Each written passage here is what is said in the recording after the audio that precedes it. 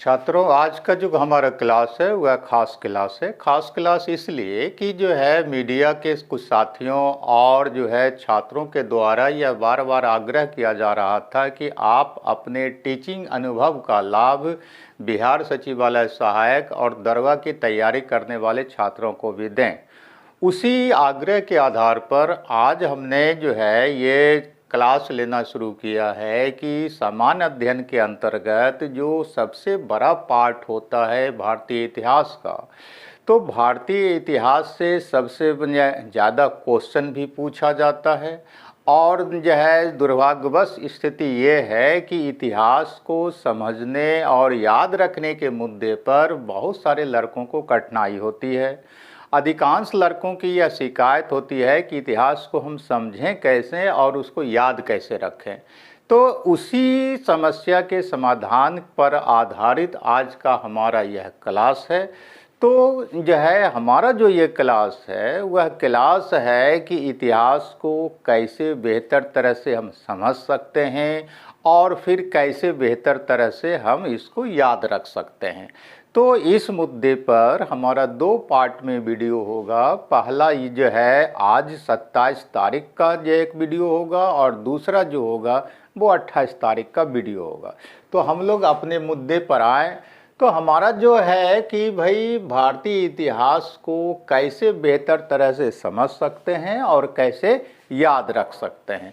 तो इतिहास को समझने और याद रखने का सबसे जो है बुनियादी तरीका होता है, वो बुनियादी तरीका यह है कि इतिहास को आप क्रमबद्ध तरीके से पढ़ें। मतलब क्या, शुरुआत से सिलसिलेवार ढंग से पढ़ें। अब है कि सिलसिलेवार ढंग से पढ़ें तो हम लोग क्या देखते हैं कि बहुत सारा ऐतिहासिक शब्दावली का चर्चा होता है इतिहास के विभिन्न अध्यायों में। तो हमको उन शब्दावलियों को भी समझ लेना होगा कि दरअसल इस शब्दावली का क्या अर्थ है। और दूसरी बात यह है कि भारतीय इतिहास जो है उस इतिहास के अंतर्गत हमारे परीक्षा में कहें या किसी भी प्रतियोगिता परीक्षा में कहें तो कहाँ से सवाल शुरू करता है। तो किसी भी प्रतियोगिता परीक्षा में, चाहे आप आईएएस की तैयारी करें या बीपीएससी या उत्तर प्रदेश लोक सेवा आयोग या जेपीएससी या फिर रेलवे एसएससी या फिर बिहार दरोगा, जिसके जैसे प्रतियोगिता परीक्षा की तैयारी करें, भारतीय इतिहास के अंतर्गत संजय जो सिलेबस वो रखता है वो है सिंधु घाटी सभ्यता से शुरू करता है और फिर स्वाधीनता आंदोलन तक वो सवाल पूछता है। लेकिन सिंधु घाटी सभ्यता से तो वो सवाल पूछना शुरू करता है, लेकिन हम उसके पहले का जो शब्दावली का चर्चा किया उसको कैसे समझ सकते हैं, कैसे याद रख सकते हैं। तो उसके लिए आवश्यक हो जाता है कि इतिहास का विभाजन करके हम देखें और विभाजन करके इस सेंस में देखें कि ऐसा बात नहीं है कि इतिहास का कोई एक कालखंड समाप्त होता है तो उस कालखंड का सारा जो आपको लक्षण है वो भी समाप्त हो जाता है। तो किसी भी कालखंड का लक्षण जो है आपको आगे आने वाले कालखंड पर भी किसी न किसी रूप में दिखाई पड़ता है। कुछ लक्षण समाप्त होता है, कुछ लक्षण आगे के आने वाले कालखंडों पर भी चलता रहता है, कालखंडों में भी चलता रहता है। तो इसको समझने के लिए सबसे पहले हम ये देखें कि इतिहास को बेहतर तरह से अगर हम शुरुआत से देखें तो हम लोग जानते हैं कि पृथ्वी की जो उत्पत्ति होती है वह 4 अरब 60 करोड़ वर्ष पहले उत्पत्ति हुई पृथ्वी की। और जब पृथ्वी की उत्पत्ति 4 अरब 60 करोड़ वर्ष पहले हो गई, तब उस पृथ्वी पर जीव की उत्पत्ति कब होती है। तो हम लोग यह भी जानते हैं कि जीव की उत्पत्ति पृथ्वी की उत्पत्ति के 1 अरब 10 वर्ष के बाद होती है। कहने का मतलब क्या कि 3 अरब 50 वर्ष पहले जीव की उत्पत्ति होती है। और जब जीव की उत्पत्ति हो जाती है तब सवाल पैदा होता है कि आदि मानव कब पैदा हुआ। आदि मानव मतलब बंदर के आकार प्रकार का मानव। तो आदि मानव पैदा होता है धरातल पर लगभग 3 करोड़ वर्ष पहले। और जब आदि मानव लगभग 3 करोड़ वर्ष पहले पैदा हो गया तब सवाल उठता है कि आधुनिक मानव कब पैदा होता है। आधुनिक मानव को होमो सेपियंस भी कहा जाता है। तो आधुनिक मानव पैदा होता है 1,15,000 वर्ष पहले। और जब आधुनिक मानव पैदा हो गया तब सवाल उठता है कि उनकी वह जो है कैसे बोलता था और भाषा की उत्पत्ति कैसे हुई। तो आधुनिक मानव जब 1,15,000 वर्ष पहले हुआ तो भाषा का उदय हो जाता है आपको 50,000 वर्ष पहले। तो आज से लगभग 50,000 वर्ष पहले भाषा का उदय हो गया। और जहाँ तक है कि भारतीय उपमहाद्वीप का उदय कब होता है, तो भारतीय उपमहाद्वीप का जो है सो स्वतंत्र भौगोलिक इकाई के रूप में उदय होता है आज से लगभग 4 करोड़ वर्ष पहले। तो ये जो है अति संक्षेप में है कि यह जो है सो दुनिया की उत्पत्ति से लेकर के आधुनिक मानव की उत्पत्ति कब हुई, यह एक डाटा था समझने के लिए। यहाँ से प्रश्न नहीं पूछा जाता है, लेकिन आपको इतिहास समझने में आसानी होगा, इसलिए मैंने बहुत ही संक्षेप में ये बात बताया। अब है कि जब पृथ्वी की उत्पत्ति हो गई, आधुनिक मानव का उदय हो गया, भारतीय उपमहाद्वीप का उदय हो गया, भाषा का उदय हो गया, तब हम देखेंगे कि इतिहास को विभिन्न कालखंडों में बांट करके हम अध्ययन करें तो ज़्यादा बेहतर तरीके से समझ सकते हैं और बेहतर तरीके से याद रख सकते हैं। तो इतिहास को 3 कालखंडों में बांटा जाता है। पहला जो कालखंड है वो है प्रागैतिहासिक काल, अंग्रेजी में इसको प्री हिस्ट्री पीरियड कहा जाता है। और इसका जो पीरियड है कि सृष्टि के उदय से लेकर के 2500 BC का जो काल है उसको हम लोग प्रागैतिहासिक काल कहते हैं। कहने का मतलब कि सृष्टि के उदय से लेकर के सिंधु घाटी सभ्यता के पहले तक का जो काल है उसी काल को प्री हिस्ट्री कहते हैं, प्रागैतिहासिक काल कहते हैं। यहाँ पर आप BC और AD का आपको चर्चा होगा। तो BC का मतलब होता है ईसा पूर्व। तो BC का मतलब बिफोर क्राइस्ट, मतलब ईसा पूर्व। और जहाँ पर AD का चर्चा होगा तो AD का मतलब होता है कि एन्नो डोमिनी, मतलब ईसा के बाद का काल, मतलब ईसवी सन। तो BC मतलब जहाँ पर लिखा होगा उसको ईसा पूर्व समझिएगा, और AD जहाँ पर लिखा हुआ मिलेगा वहाँ पर ईसवी सन समझिएगा। तो प्रागैतिहासिक काल प्री हिस्ट्री का काल माना जाता है सृष्टि के उदय से लेकर के 2500 BC तक का काल, मतलब सिंधु घाटी के सभ्यता के पहले तक का काल। दूसरा जो जैसो आपको काल है वो आद्य ऐतिहासिक काल। आद्य ऐतिहासिक काल को प्रोटो हिस्ट्री कहा जाता है।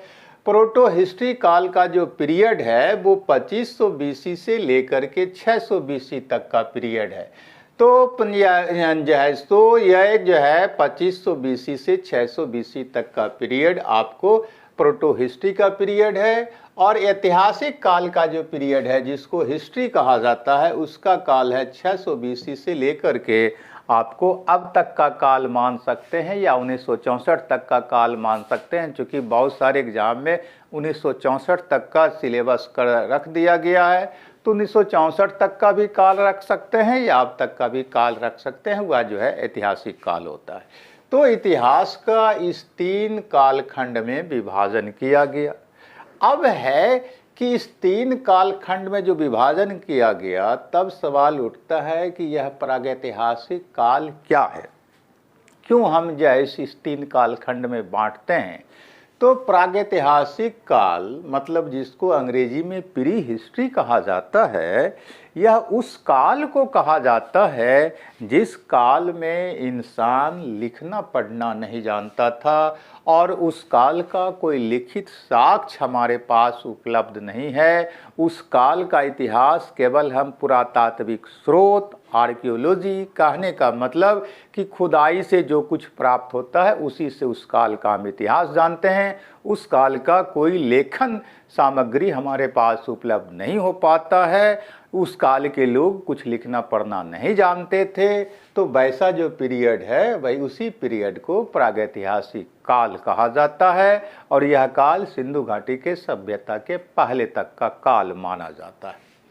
दूसरा जो पीरियड है जिसको आद्य ऐतिहासिक काल प्रोटो हिस्ट्री पीरियड कहा जाता है, यह वैसा पीरियड जैसो होता है, यह वैसा काल होता है जिस काल में जो है आपको लोग लिखना पढ़ना तो संभवतः जान रहा था, लेकिन उसका जो लिखित सो स्रोत है या साहित्य है या लेखन सामग्री है उसको हम आज तक नहीं पढ़ सके। तो जिस काल के इतिहास में लोग लिखना पढ़ना जान रहा है लेकिन उसकी लिपि को हम आज तक नहीं पढ़ सके हैं, या जिस काल में लोग केवल मौखिक ज्ञान लेता और देता था वो और उस काल के इतिहास को बाद में उस काल की कहानी को बाद में लिखा गया, तो वैसे काल को प्रोटो हिस्ट्री का काल कहा जाता है। और ऐसा पीरियड 2500 बीसी से 600 बीसी तक का पीरियड है। तो इसका मतलब है कि सिंधु घाटी सभ्यता जिसका पीरियड 2500 बीसी से 1750 बीसी है वह भी आद्य ऐतिहासिक काल की सभ्यता है, प्रोटो हिस्ट्री है। और वैदिक युग की सभ्यता जिसका कि 1500 बीसी से 600 बीसी तक का पीरियड है, यह भी जो है वैदिक युग की सभ्यता है। हम लोग जानते हैं कि सिंधु घाटी सभ्यता के का जो हम लोग इतिहास पढ़ते हैं तो वहाँ लिपि तो हमको मिलता है, लेखन सामग्री तो उसका मिल जाता है, लेकिन हम उसकी लिपि को आज तक पढ़ नहीं सके। इसलिए सिंधु घाटी सभ्यता भी जो है आद्य इतिहास की काल की सभ्यता हो गई। और वैदिक युग की जो सभ्यता थी यहाँ लोग लिखना पढ़ना नहीं जानते थे, बल्कि श्रुति और अनुश्रुति मतलब क्या, मौखिक रूप से एक जेनरेशन दूसरे जेनरेशन को, एक पीढ़ी दूसरे पीढ़ी को ज्ञान देता था। इसलिए सिंधु घाटी सभ्यता को भी, वैदिक युग को भी जो है आद्य ऐतिहासिक सभ्यता कहते हैं। अब आप यहाँ पर सवाल उठा सकते हैं कि वेदों की रचना तो इसी काल की मानी जाती है, रामायण महाभारत तो इसी काल की मानी जाती है। तो बात आपका कहना सही है कि वेद हो या रामायण या महाभारत हो, इसका जो विषय वस्तु है वो वैदिक युग का ही है, मतलब 1500 बीसी से लेकर के 600 बीसी तक का ही है। लेकिन उस समय यह जो है सो लिखा नहीं गया, यह जो है मौखिक रूप से यह ज्ञान एक पीढ़ी ने दूसरी पीढ़ी को दिया, और जो है इसकी रचना बहुत बाद में जाकर के हो पाती है। माना जाता है कि 200 बीसी से 300 एडी के आसपास जाकर के जो है वैदिक युग का जो भी साहित्य है उसकी रचना की गई। तो इसलिए जो है ये दोनों पीरियड जो है वो आद्य ऐतिहासिक पीरियड है। ऐतिहासिक काल जो है वह जैसे ही वैदिक युग समाप्त होता है और महाजनपद काल शुरू होता है और मगध राजवंश का उदय होता है, वहाँ से लेकर के अब तक का जो इतिहास है, चूँकि इस काल में लोग लिखना पढ़ना जान गए थे और इस काल का इतिहास जो हम लोग पढ़ते हैं तो वहाँ पर लिखित साक्ष्य भी मिल जाता है, इसलिए इस काल को जो है ऐतिहासिक काल कहा जाता है। तो 600 बीसी में आकर के आपको महाजनपदों का उदय होता है। महाजनपद के बाद जो है फिर मगध साम्राज्य का उदय होता है और फिर जो है विभिन्न तरह के वंशों का आगमन होता है। तो ये जो है ऐतिहासिक काल हो जाता है। अब हम लोग देखें कि प्रागैतिहासिक काल है। आप लोग जब इतिहास पढ़ते होंगे तो वहाँ पर पढ़ते होंगे कि पाषाण काल है, पूर्व पाषाण या जैसे पुरा पाषाण काल है, मध्य पाषाण काल है, नव पाषाण काल है, ये आप लोग देखते होंगे। और ये जब देखते होंगे तो वहाँ पर सवाल दिमाग में उठता होगा कि दरअसल यह कब की बात है। तो हम लोग जैसा कि प्रागैतिहासिक काल को देख रहे हैं, तो प्रागैतिहासिक काल को भी 3 पार्ट में बांटा जाता है। पहला है पुरा पाषाण काल, दूसरा है मध्य पाषाण काल और तीसरा है नव पाषाण काल। तो पुरा पाषाण काल का जो पीरियड है तो तो सृष्टि की रचना से लेकर के 9000 बीसी मतलब 9000 ईसा पूर्व का जो पीरियड है वही पूरा पाषाण काल कहलाता है। और मध्य पाषाण काल कब से कब तक है, तो जब पूरा पाषाण काल समाप्त होता है, मतलब क्या कि 9000 बीसी से मध्य पाषाण काल की शुरुआत मानी जाती है और 4000 बीसी तक का इसका काल माना जाता है। तो 9000 बीसी से 4000 बीसी के बीच का जो काल है वह मध्य पाषाण काल कहलाता है।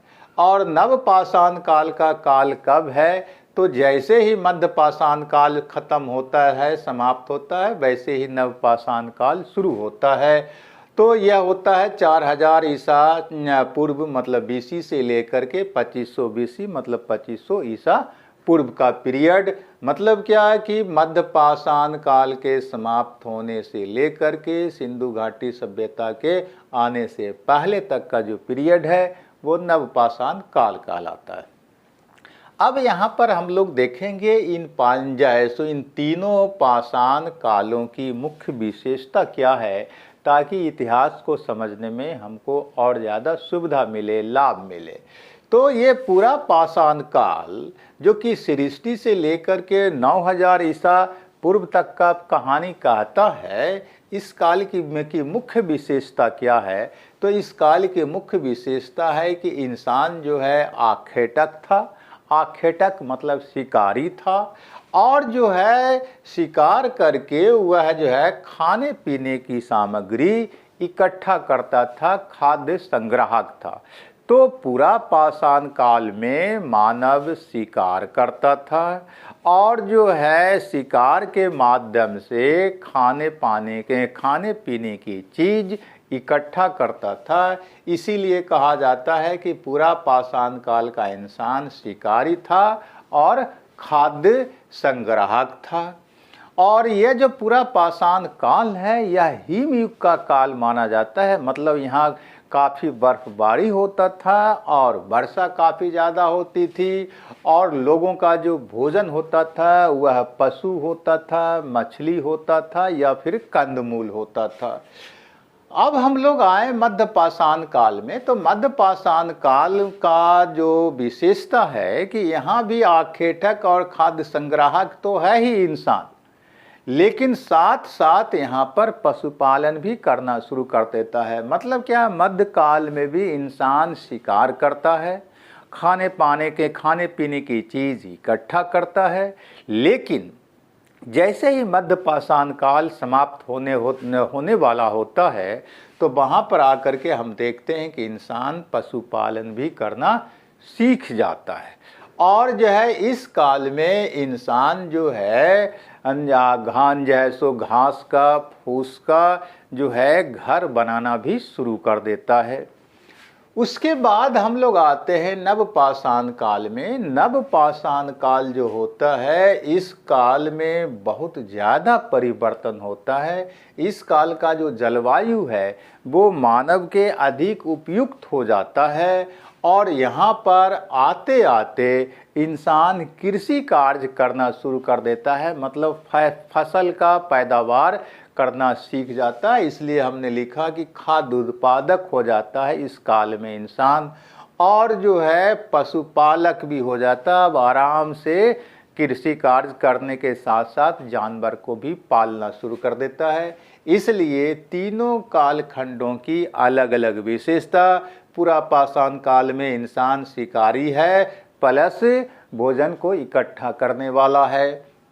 मध्य पाषाण काल में इंसान शिकारी है, भोजन को इकट्ठा करने वाला तो है ही, साथ साथ यह काल अंत होते होते पशुपालन भी शुरू करता है छिटपुट रूप में। नव पाषाण काल में बहुत ज़्यादा चेंजिंग दिखाई पड़ता है। इस काल में इंसान कृषि कार्य करना शुरू कर देता है, और जो है पशुपालन भी उसका एक पेशा हो जाता है।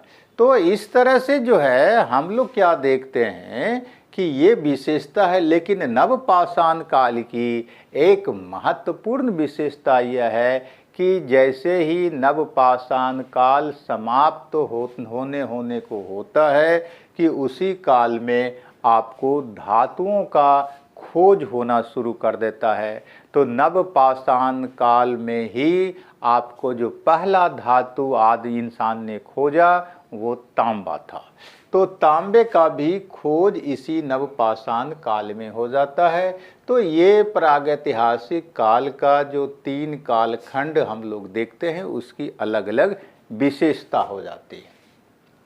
और सिंधु घाटी सभ्यता और वैदिक युग को हम लोग देख ही लिया। और ऐतिहासिक काल जो है, ऐतिहासिक काल के अंतर्गत प्राचीन जो है, ऐतिहासिक काल को भी 3 पार्टों में बांटा जाता है। पहला है प्राचीन काल, जिसका कि आपको पीरियड 620 BC मतलब 600 ईसा पूर्व से लेकर के 750 ईस्वी AD तक माना जाता है। तो ये जो पीरियड है वह प्राचीन काल के इतिहास का पीरियड है। दूसरा जो पीरियड है वो मध्यकाल का पीरियड है। मध्यकाल का पीरियड 750 ईस्वी से लेकर के 1707 ईस्वी तक माना जाता है। मतलब क्या कि जो है राजपूतों का जो उदय होता है और मुगल राजवंश का जो शासक औरंगजेब होता है उसकी जो मृत्यु होती है, उसके बीच का पीरियड मध्यकाल का पीरियड है। मध्यकाल को भी 2 पार्ट में बांटा जाता है। पहला पार्ट पूर्व मध्यकाल है, इसका पीरियड आपको 750 ईस्वी से लेकर के 1206 ईस्वी तक का पीरियड है। मतलब क्या कि राजपूतों का मतलब क्षेत्रीय राजवंशों का जो भारत में उदय शुरू हुआ हर्षवर्धन के बाद, तो वहाँ से लेकर के दिल्ली सल्तनत की स्थापना के पहले तक का जो पीरियड है वो भारत में पूर्व मध्यकाल का पीरियड माना जाता है। और उत्तर मध्यकाल जो है, जब दिल्ली सल्तनत की स्थापना 1206 में हो जाती है और मुगल राजवंश का जो एक महत्वपूर्ण शासक औरंगजेब जिसकी मृत्यु 1707 में हो जाती है, तो उस बीच का जो पीरियड है उसी को उत्तर मध्यकाल कहा जाता है। उसके बाद आधुनिक काल, तो आधुनिक काल जो है 1707 से शुरू होता है। तो 1707 से मतलब औरंगजेब के मरने के बाद से उन जो है आपको आधुनिक काल शुरू होता है। और उस समय से लेकर के अब तक का जो पीरियड है वो आधुनिक काल माना जाता है। तो इस तरह से इतिहास को विभिन्न काल खंडों में बांट करके अगर हम देखते हैं तो उसकी कुछ अलग अलग विशेषता हमको नज़र आती है। लेकिन अगर परीक्षा के दृष्टिकोण से देखें तो ये जो प्रागैतिहासिक काल का पीरियड है, यहाँ से सवाल नहीं के बराबर पूछा जाता। बाय चांस कभी किसी एग्ज़ाम में एक आध क्वेश्चन कभी पूछ लेता है, अन्यथा यहाँ से ट्रेडिशन सवाल पूछने का नहीं है। इसलिए आप लोगों को हमारा सलाह होगा कि परीक्षा के दृष्टिकोण से प्रागैतिहासिक काल के चैप्टर को तैयार नहीं करें। केवल जो है इतिहास बेहतर तरह से समझ में आए, इसलिए इतना जो है सो जानकारी आप रखें। इससे ज़्यादा जानकारी रखने की आपको आवश्यकता नहीं है। अगर इससे ज़्यादा जानकारी रखेंगे तो इतिहास बहुत बड़ा चैप्टर से विषय होता है, तो आपको वो विषय तैयार करने में ज़्यादा समय लग जाएगा और उसकी कोई उपयोगिता नहीं रह जाती है। इसलिए प्रागैतिहासिक काल के अध्याय को केवल जितना हम बताया है उतना जानकारी रखें, ताकि आगे का जो महत्वपूर्ण चैप्टर है आपके परीक्षा की दृष्टिकोण से वो ज़्यादा आपको बेहतर तरीके से समझ में आ सके। अब उसके बाद कुछ शब्दावली फिर आगे आपको मिलता होगा इतिहास पढ़ने में। वो क्या है कि आप पाषाण काल देखते होंगे, ताम्र पाषाण काल देखते होंगे, कांस्य युग देखते होंगे, लौह युग देखते होंगे। इसका क्या मतलब? तो पाषाण काल उस काल को कहा जाता है जिस काल में मानव अपने उपकरणों और औजारों का जो उपयोग करता था वह पत्थरों का होता था। तो जिस काल में मानव के द्वारा औजार और उपकरण के लिए पत्थरों का मुख्यतः उपयोग होता था, वही काल आपको पाषाण काल कहलाता है। तो पाषाण काल जो है ये आपका काल होता है। तो जाहिर सी बात है पूरा का पूरा पाषाण काल जो है वह पाषाण काल हो जाएगा। और दूसरा जो है ताम्र पाषाण काल यहाँ पर है। तो ताम्र पाषाण काल है। तो आप जैसा कि जानते हैं कि पाषाण काल तो पूरा पाषाण काल और मध्य पाषाण काल, मतलब क्या कि 4000 बीसी के पहले तक का जो काल है वह पाषाण काल हो जाएगा। लेकिन ताम्र पाषाण काल कब होगा? तो कहता है ताम्र पाषाण काल जो है, जब जो है तांबे की खोज हो गई, तो होता क्या है कि मानव आपको अपने औजारों के लिए पत्थरों के अलावा तांबे का भी उपयोग करने लगा। तो जिस काल खंड में मानव का औजार और उपकरण पत्थर के अलावा तांबे का भी होने लगा, वही काल जो है आपको ताम्र पाषाण काल कहलाता है। और ये ताम्र पाषाण काल जो है मध्य पाषाण काल के अंत से आरंभ होता है और नव पाषाण काल तक चलता रहता है। उसके बाद आता है कांस्य युग। तो मतलब क्या कि ब्रोंज एज। तो कांस्य युग और ब्रोंज एज का क्या मतलब है? तो होता क्या है कि जब तांबे का खोज हो गया, तब उसके बाद जो है आपको टीन का भी खोज हो गया। तो टीन का खोज जब हो गया तो तांबा और टीन को मिला करके लोगों ने कांसा बनाना शुरू कर दिया। और यह काम जो है आपको सिंधु घाटी सभ्यता, मतलब क्या 2500 बीसी के आसपास भारत में खूब प्रचलन में आ गया। तो सिंधु घाटी सभ्यता के काल में लोगों ने तांबा और टीन को मिला करके कांसा बनाना शुरू कर दिया। और जब कांसा बनाना शुरू कर दिया, तब मानव का औजार और उपकरण कांसे का होने लगा। तो इसलिए उस काल को कांस्य युग कहा जाता है। इसलिए क्वेश्चन पूछता है कि सिंधु घाटी सभ्यता किस काल की सभ्यता है धातु के उपयोग के आधार पर, तो वह कांस्य युग की सभ्यता हो जाएगी। और जो है अगर जो है आपको स्रोत के आधार पर पूछेगा तो सिंधु घाटी सभ्यता किस काल की सभ्यता है? तो आदि इतिहास काल की सभ्यता है। ये क्वेश्चन आपको बीपीएससी में एक बार पूछ चुका है। अब आता है अंतिम एक शब्दावली, लौह युग। तो जिस काल में इंसान का उपकरण लोहे का ज़्यादा बनने लगा, तो उसी काल को स्टोन एज, लौह जैसो युग कहा जाता है। तो वैसे अगर दुनिया के आधार पर देखें, विश्व मानचित्र के आधार पर देखें, तो लोहे का खोज 1300 बीसी के आसपास हो गया था।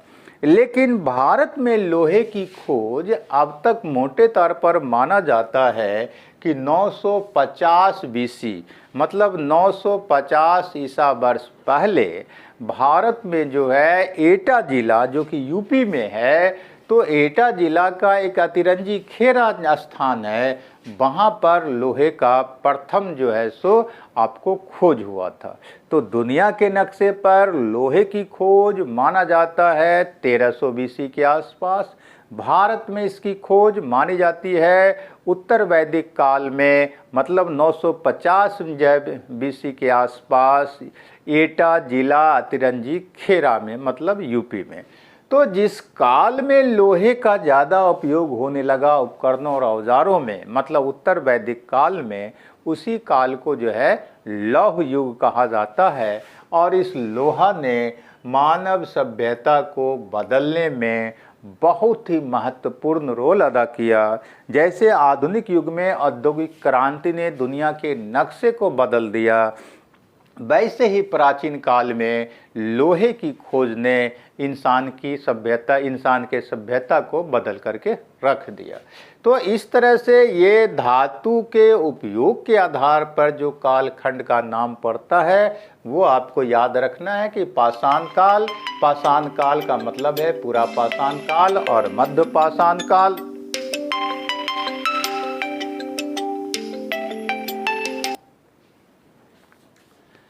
का मतलब है पूरा पाषाण काल और मध्यकाल।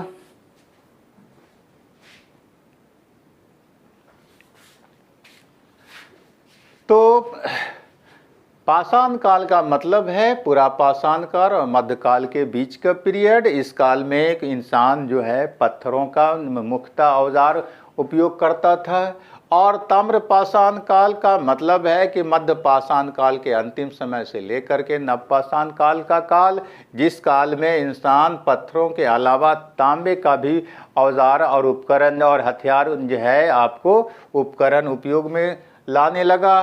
कांस्य युग या सिंधु घाटी सभ्यता के काल में जो है सो कांसे का बना हुआ औजार और उपकरण इंसान उपयोग में लाने लगता है। और लौह युग या उत्तर वैदिक काल में भारत में जो है लोहे का उपकरण ज़्यादा बनने लगता है। तो इस तरह से अगर धातुओं के आधार पर कालखंड अगर आपको कहीं सुनने और पढ़ने को मिले तो आप समझ जाएंगे कि यह किस कालखंड की बात हो रहा है। तो इस तरह से इतिहास को विभिन्न कालखंडों में अगर बांट करके इस तरह से हम देखें तो इतिहास आसानी से हमको समझ में आ सकता है। अब इसका जो दूसरा पार्ट होगा कि इतिहास लिखा कैसे जाता और इतिहास में सच्चाई जो है सो कितनी हो सकती है, और तब अगर उसको हम देख लेंगे तो इतिहास को समझने और याद रखने में हमको कोई दिक्कत नहीं होगा।